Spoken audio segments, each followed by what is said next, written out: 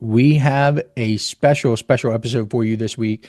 I rarely do guest episodes. I mean, there was a period, I think in 2022 or 2023, I don't even remember, where I posted on LinkedIn and basically said, I don't feel like doing all the work for the podcast this summer. Who would like to be a guest? I got like 11 people in a row, and that was pretty cool. But ever since then, I haven't taken on that many guests simply because I like to keep it focused on what I've seen and what I'm doing. But every so often, I come across people who are absolutely crushing it in a space and who are doing phenomenal work and who serve a need that financial advisors actually have. And this week, I have Jeff Rusin, who is the founder, or one of the co-founders, I should say, of Advisor Tech Partners.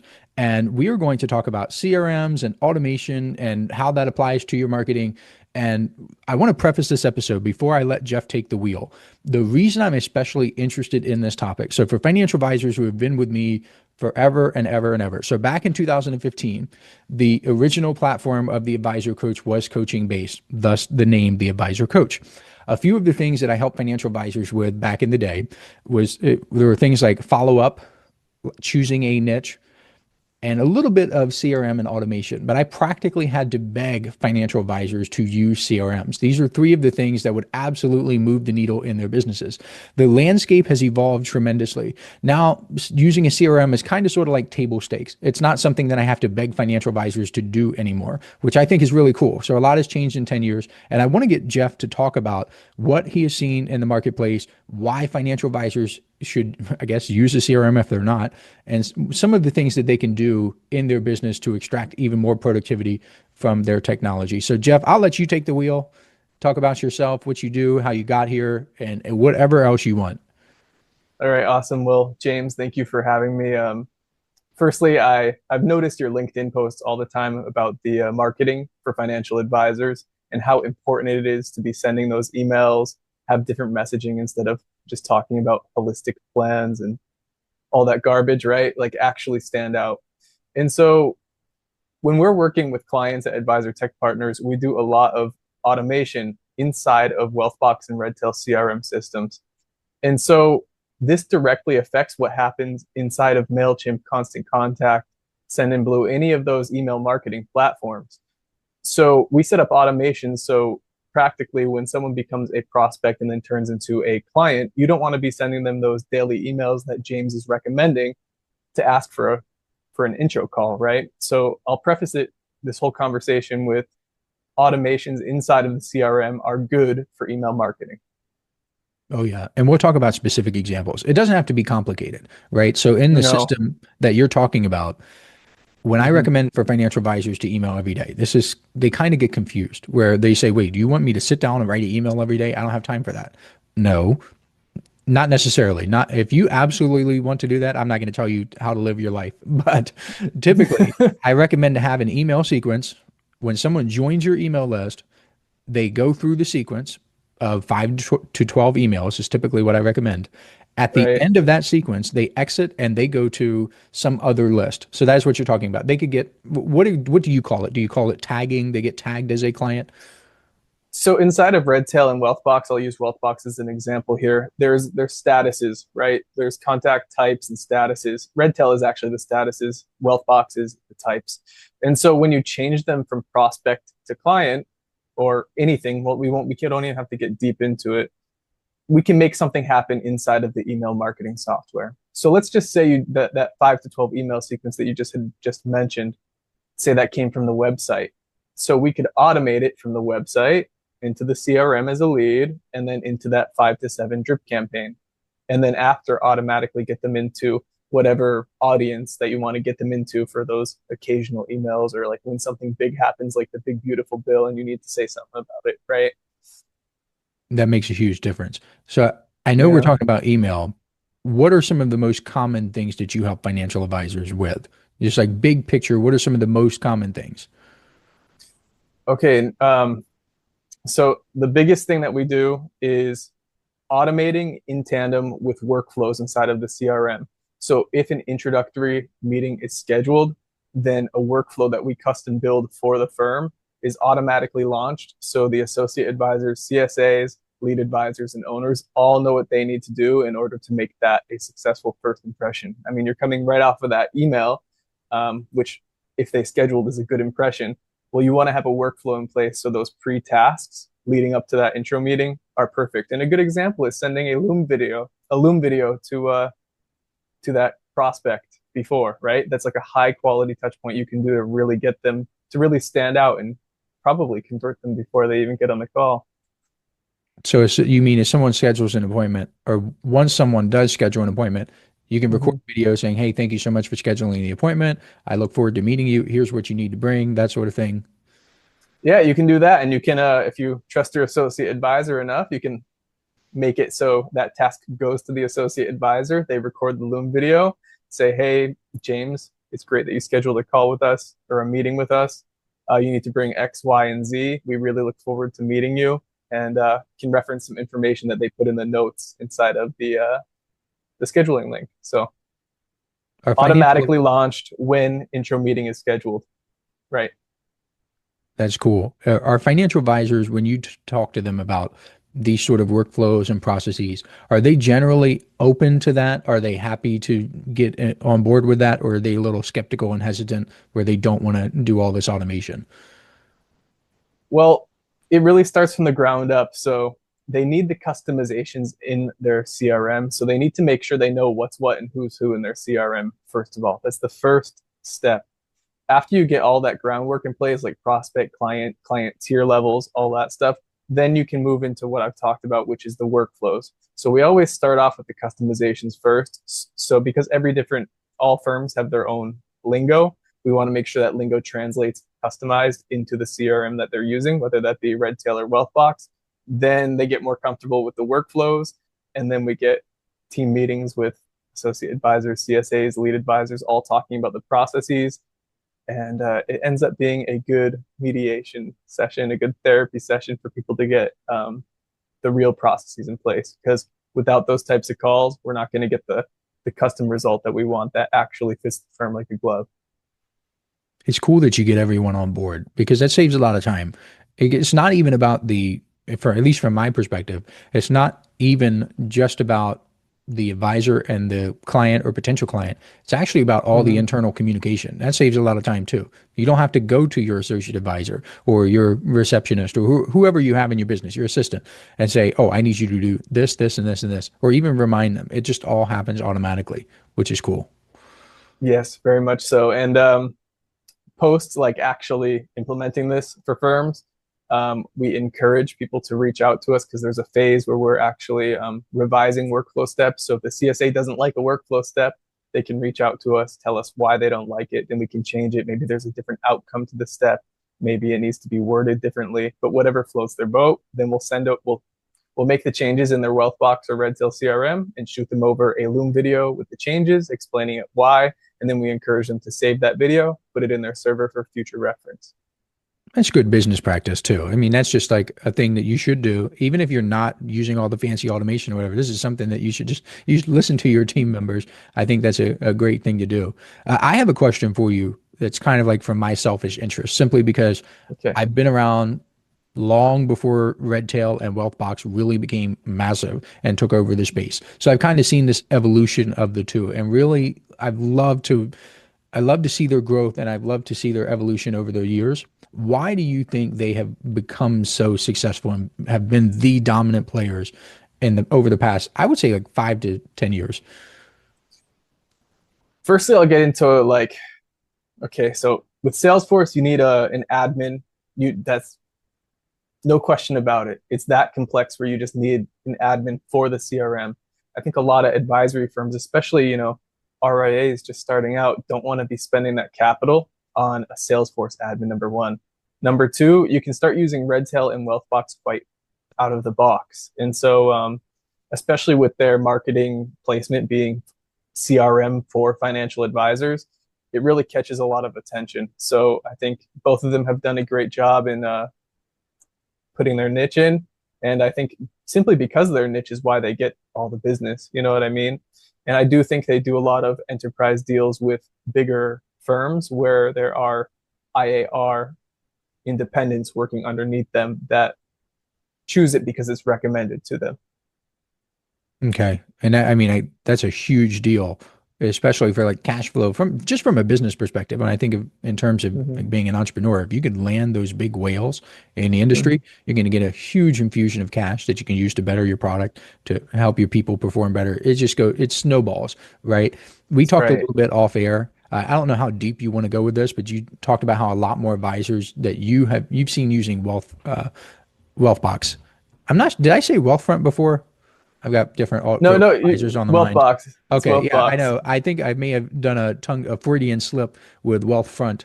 I've been working on something with robo advisors this morning, but Wealthbox and Redtail. You mentioned that a lot more advisors are using Wealthbox, or at least it seems to be that way for you. Why do you Hmm. think that has happened? Well, I think it's their number one, their marketing, number two, their innovation. They have like an AI note taker coming out soon, and a lot of the automations that we build are from like Fireflies, and then Fireflies find the client or prospect email and then automatically post that note to the contact. With Wealthbox coming out with that AI like built-in note taker, it's just going to go directly to the contact, I believe.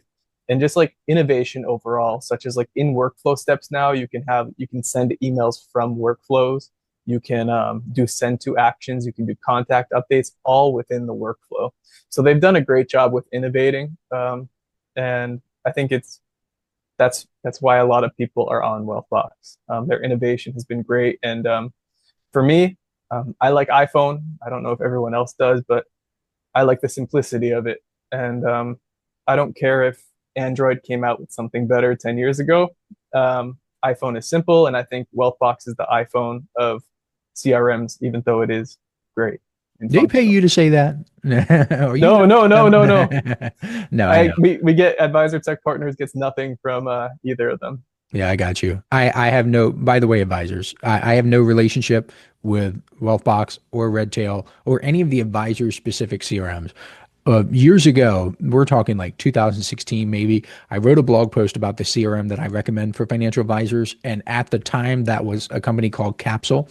I want to make it very clear to advisors. The reason why I recommended that specific CRM is because this is an article that was going to get viewed by tens of thousands, hundreds of thousands of people who all have different needs. If I had to make one standard recommendation, it's not even about the company, it's about the simplicity. Okay, that's how I was thinking at the time. I wanted to give financial advisors something that was absolutely drop dead simple to use that they could get up and running because you have to view it from my perspective. At the time, financial advisors were not using CRMs as much as they're using them today. And the percentage of advisors who were using them was not as high as the percentage of advisors who are using CRMs today. So getting them to do something was better than them doing nothing, which was typically what they were doing CRM wise. So getting them to use something that was just drop dead simple was what motivated me to recommend that specific tool. I imagine that Wealthbox fills that need even better today. I mean, based on everything that I've seen, I'm not a Wealthbox user. I have a CRM that's a little bit more, it's a little clunky, but that's also because the tech that I use is a little more fragmented, I guess you would say. But it's just been phenomenal for me to see that growth over the years of Wealthbox and Redtail. And I think you're right. I think that advisors crave simplicity because in a lot of ways, productivity improvement is really the killer app for advisors. That's what they buy. They buy the thing that's going to save them time, which helps them get more clients, make more money, and that's how they view it. Would you agree? Is it productivity? I would agree, and I'll give you a little secret here about Advisor Tech Partners. We have no like partnership with Wealthbox at all. We use Wealthbox internally for our own business, and we use workflows and we use the opportunity pipeline, and it's been wonderful. And I'm not saying that you can't do that in Redtail because you can, but we've chosen to go the Wealthbox route, and it's been helpful to use Wealthbox and then have a lot of our clients be on Wealthbox, right? It's been, like I said, it's just been cool to see advisors gravitate towards these. And who knows, it may be a bad thing in the future. I think if you get concentration in a space, that lends itself to some problems, but that's neither here nor there right now. What are Right. some of the big mistakes that you see advisors making with either their CRMs or automation or the things that you help them with?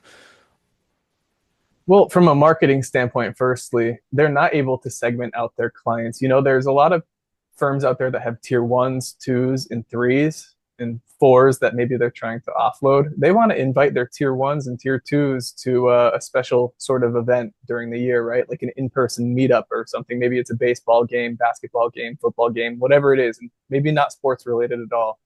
But being able to simply in your CRM categorize them as tier that they are, and then having that reassurance, knowing that in their email marketing software when they're sending out those invitations, it's a great way to keep things organized and have peace of mind, which is a lot of things that financial advisors try to give to their clients. So we try to give peace of mind to financial advisors. I think that financial advisors are surprised when they start tagging and try or updating their status and their types, right? I call it tagging Mm-hmm. because I'm a marketer first. That's what everybody calls it in the space. Mm-hmm. But when they start tagging and organizing, they notice patterns. And you'd be really surprised to notice, like, my best clients all have this in common. And it might come completely from left field. And then you can repurpose that in your marketing and keep going and keep going and keep going. In my case, I have noticed some bad patterns. So I have the inner circle, right? The community of Mm-hmm. financial advisors. And every so often, I'll do a little bit of a deep dive into either the entire database or just a cross section to make it statistically significant. And I'll notice, okay, the pains in the butt tend to have this pattern, or they tend to have joined in this manner, or they tend to use certain words and phrases. It's really insane. Like, you have to have that data first in order to have those, have the decision making. We do the same thing here, like in the opportunity step. We have some things inside of the opportunity, and we check them off.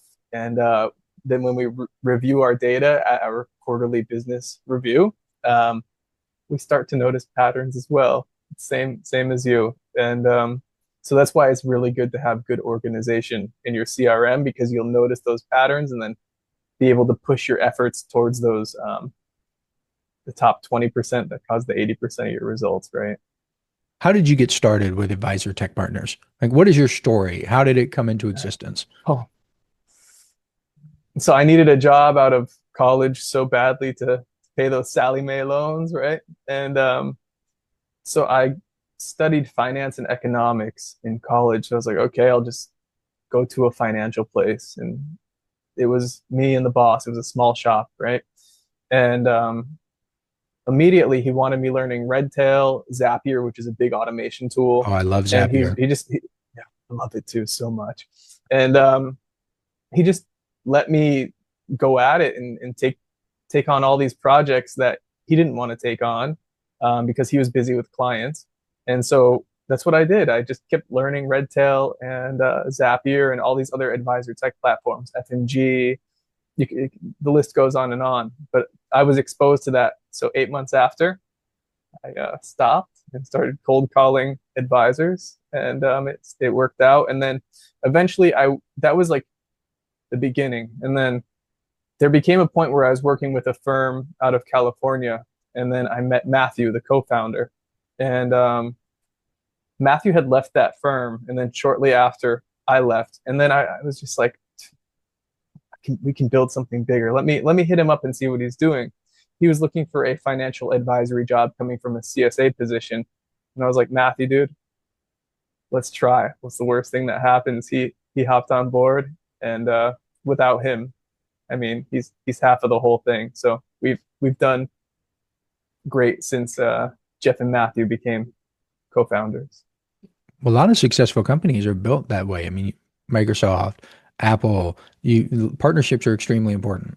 I personally could not do a partnership. Just knowing my personality and my type, I could never do that. But I think that's to my detriment, right? I think maybe I could have accomplished a little bit more, and in the future, who knows? And I mean, never say never, but I'm just not that guy. I wouldn't be able to do it. So kudos to you, because statistically speaking, your chance of success with a partner is higher than like my success chance with flying solo. So I think that's awesome.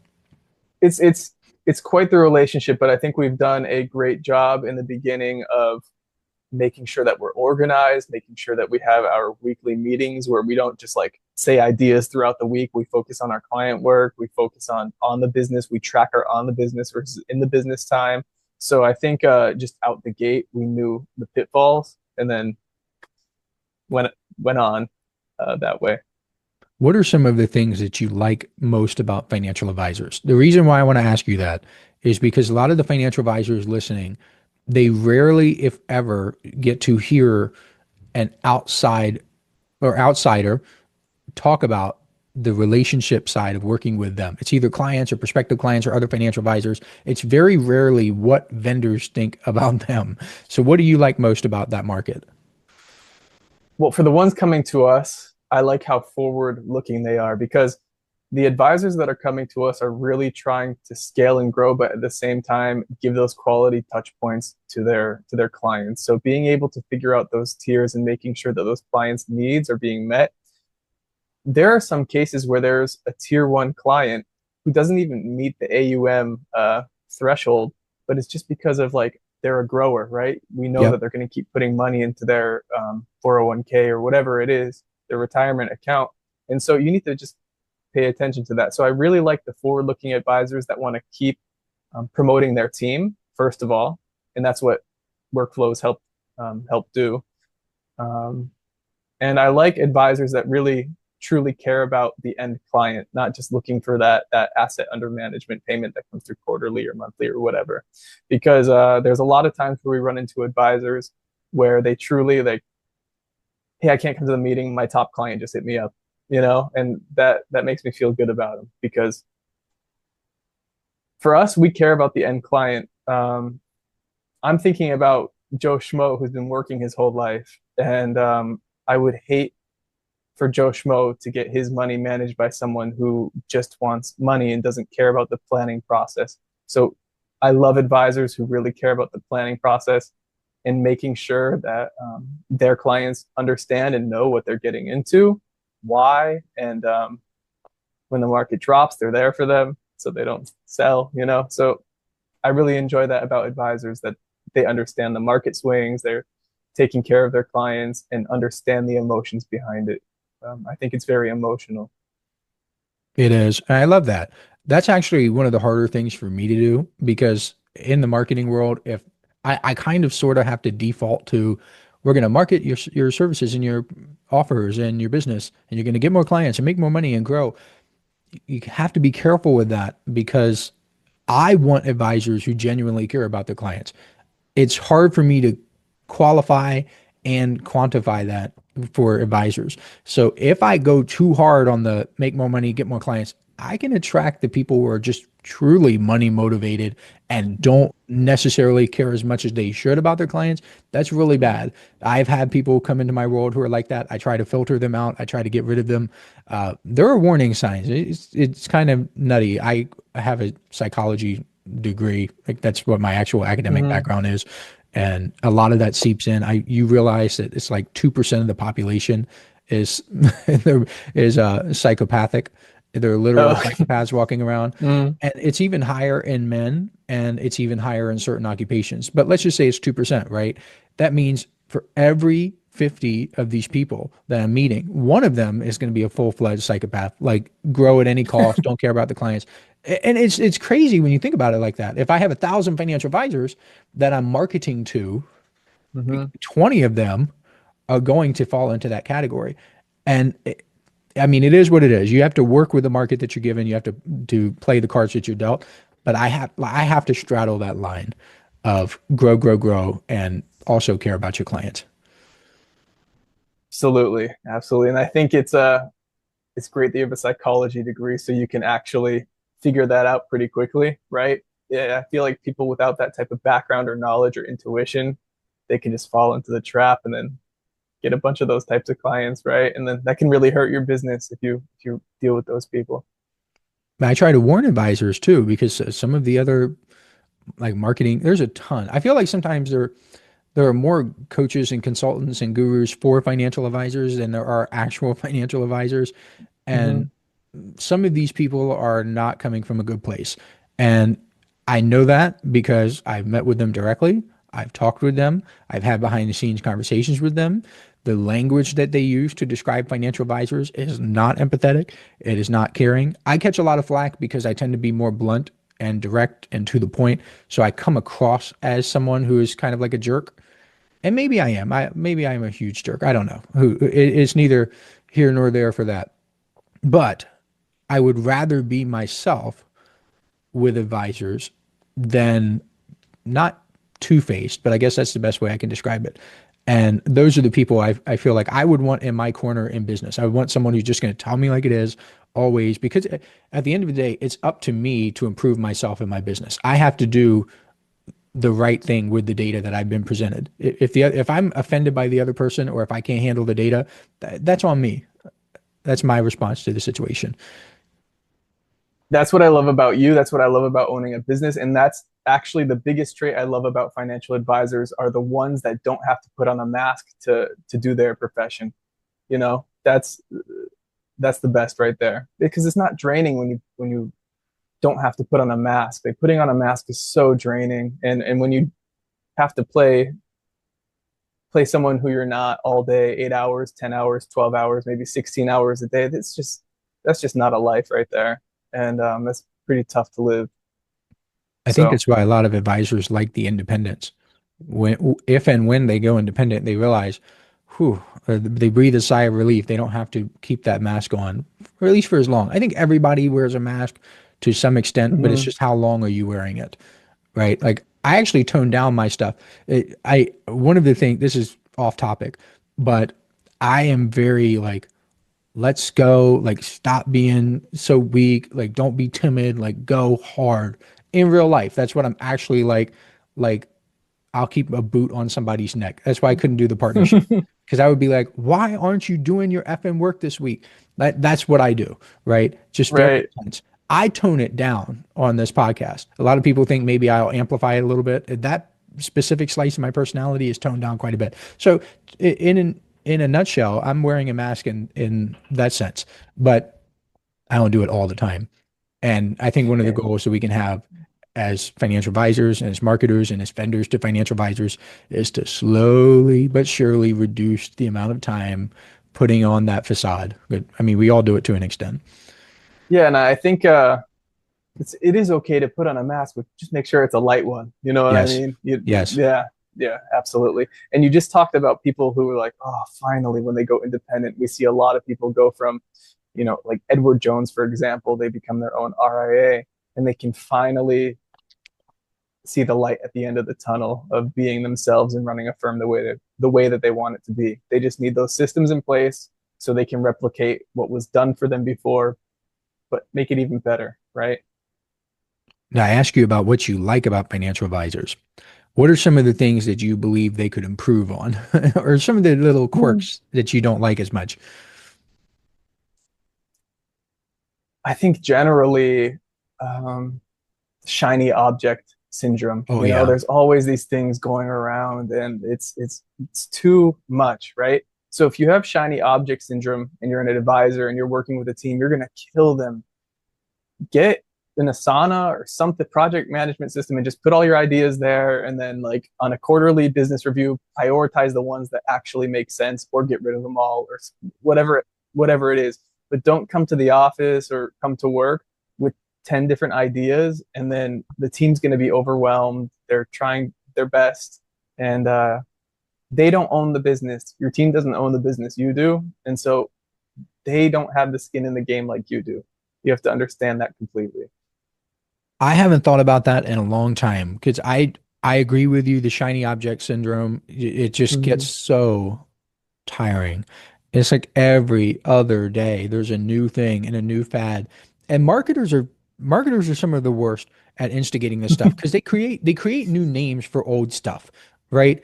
They'll make up some new word like I'm just going to use a nonsense word like Hebe Fleeby. Like, have you done your Hebe Fleeby today? And in reality, it's literally just following up. And their entire books, like I rag on books like Who Not How. I'm not calling out that book specifically. I'm calling out the genre, right? So the genre of like Who Not How literally just means hiring people, right? You don't need Right, you right, don't right. need a book. You don't need a book, a 250-page book to tell you to hire people. If you've ever had a leak in your house and you've hired a plumber, then congratulations, you have thought in terms of who, not how. If you've ever sent a letter in the United States of America and had a postal worker deliver it for you, congratulations, you've used who, not how. So marketers are so horrible for this because they perpetuate this nonsense. And I could have made a lot more money by buying into that, but I just couldn't sleep at night if I knew like that's what I was doing. But Yeah, yeah.